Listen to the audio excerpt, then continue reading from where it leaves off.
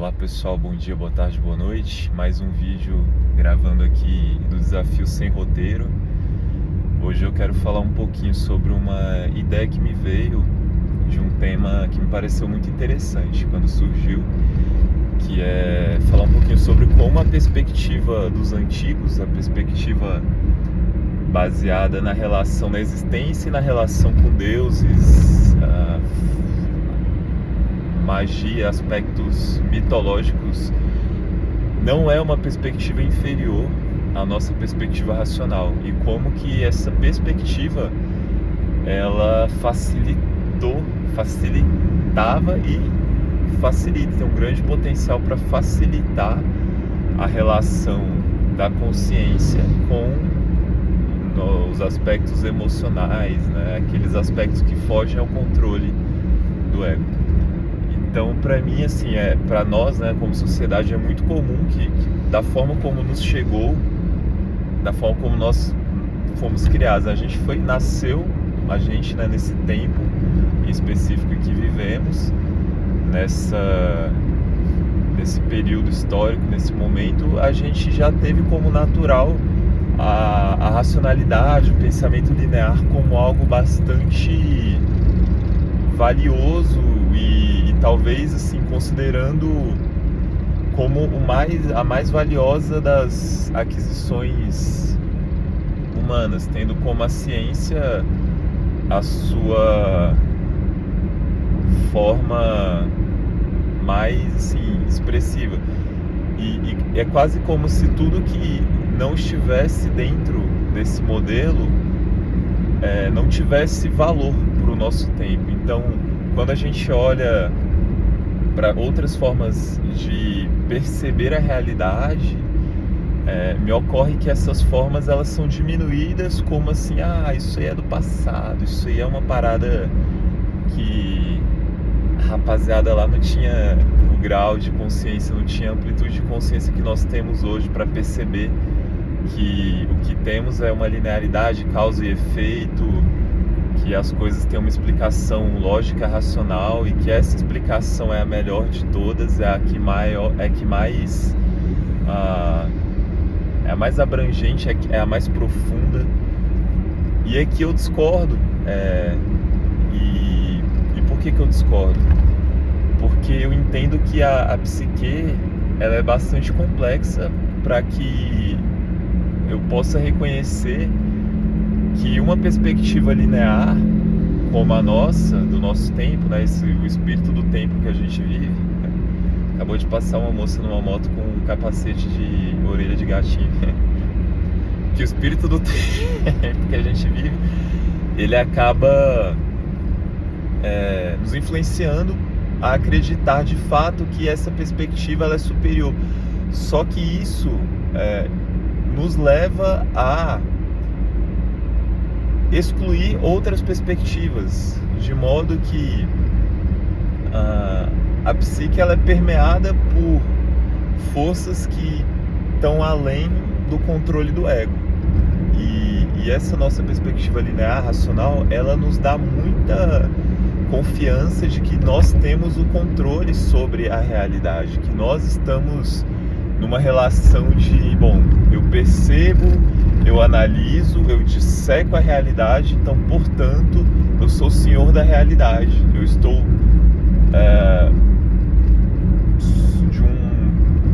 de uma forma que eu não sou passível de ser atingido porque qualquer questão da realidade. Surgiu uma doença, eu vou estudar essa doença até entender o que causa, como surgem, quais são os seus aspectos, para que eu não esteja mais suscetível a isso. Então, basicamente, esse pensamento no nosso tempo ele é muito forte, e ele faz com que a gente acredite de verdade que não existe nada, nenhuma força, nenhuma potência a qual nós nos submetamos. E em oposição a isso, a gente vai ter ali a perspectiva dos antigos, dos gregos. Me perdoem também um pouco a falta de referência, mas eu falo de modo geral, porque tanto quanto eu tenho conhecimento, né, daquilo. Então, talvez eu não consiga trazer especificidades, né, de tempos e períodos históricos, mas eu me refiro à forma de a perspectiva da sociedade, a perspectiva de realidade em que você considera a existência de outras potências na psique. Então, a gente vai ter ali consciências ali centralizadas pelo ego que vão se relacionar com forças que vão atribuir a essas forças valor divino. Então, uma ira, uma raiva muito grande, as emoções que nós temos dentro de nós que muitas vezes nos tomam, a elas são atribuídas características de divindades ou serem as próprias divindades atuando em nós. Questões externas que porventura gerem catástrofes, hecatombes ou coisas favoráveis como ventos positivos na navegação, uma boa colheita, tempos favoráveis de chuva e tudo mais. Isso também é atribuído a entidades deíficas, a deuses. E por que isso é favorável, Gabriel? Por que você traz isso como isso não sendo inferior à nossa perspectiva racional? Porque a nossa perspectiva racional, ela pressupõe um controle, pressupõe que o ego está no domínio de tudo aquilo que está acontecendo. E dentro de algumas perspectivas aprofundadas de estudar psique, é possível entender que isso não é verdade.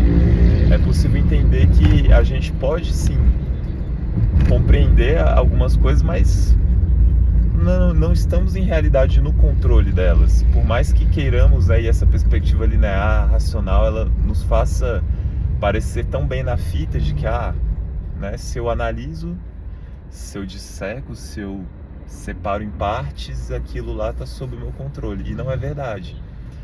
Então, quando eu reconheço o poder e essa perspectiva das divindades, de entender que aquilo é uma força externa que tem autonomia, isso se relaciona com aquilo que Jung traz a respeito dos complexos, que são forças autônomas da psique que se manifestam à revelia do ego. Então o ego não tem esse controle de falar, eu vou me sentir dessa forma, se eu agir assim, eu vou me sentir exatamente assim. Você não tem esse controle, ninguém tem esse controle, ninguém pode fazer esse tipo de afirmação. E quando a gente vê nas redes sociais, pessoas que garantem que existem fórmulas para se comportar sobre as quais você vai atingir determinados resultados, essas pessoas ou estão iludidas ou estão de má fé, ou iludidas por ignorância, porque seja lá qual for a razão, mas isso não corresponde àquilo que se tem notícia com base nesses aprofundamentos aí.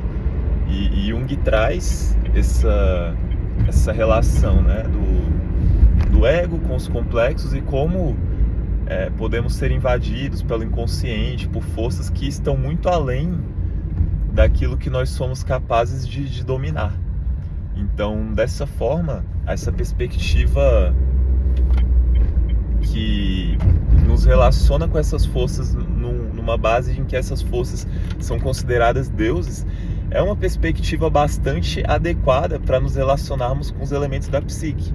Então, nesse sentido, eu diria até e trago essa reflexão, que essa perspectiva ela talvez seja até superior à nossa, para que se lide com a psique e que não sejamos tão unilaterais no sentido de controlar a realidade, mas no sentido de nos relacionarmos com ela de um modo que haja espaço e flexibilidade para que a realidade também expresse aquilo, por meio das suas figuras autônomas, que fazem parte de nós também, que estão em relação conosco, na nossa psique. E tendo em vista que a nossa psique também está imersa no coletivo, e o coletivo está em nós, então não é uma coisa tão separada e dividida como faz crer a visão linear e analítica. Bom, espero que tenha dado para passar um pouquinho desse pensamento aqui hoje. Era um pouquinho do que eu queria dizer. E é isso. Um abração a todo mundo. Valeu!